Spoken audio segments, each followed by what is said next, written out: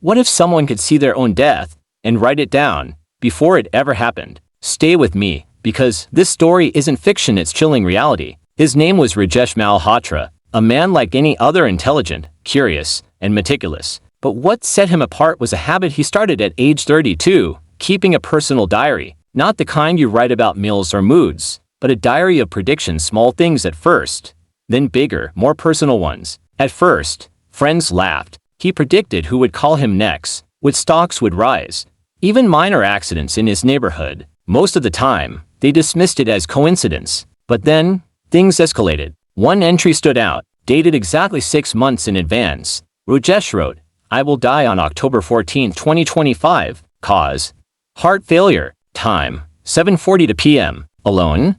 At home?" He read it over and over. Panic, disbelief, fear, every emotion hit him. He visited doctors, underwent full health screenings. Nothing. Physically, he was healthy. Mentally, he couldn't shake the entry. Weeks passed. Rajesh became obsessed. Every heartbeat, every meal, every minor ache he logged it meticulously. The diary became his anchor and his terror. And then, strange things began to happen. People who knew him reported unusual premonitions. His cat would hiss at empty corners. Phones rang with unknown numbers, always disconnected. Friends noticed his obsession with clocks. He wanted to know every second until October 14th. On the night he predicted, he sat in his study, diary open, pen in hand. Time ticked relentlessly. The clock struck 7:41 p.m. Heart racing, he whispered to himself, "Just 1 minute. I can survive this." Then, 7:40 p.m., a sudden tightness in his chest. Panic surged. He reached for his phone, but it slipped from his hand. Everything slowed.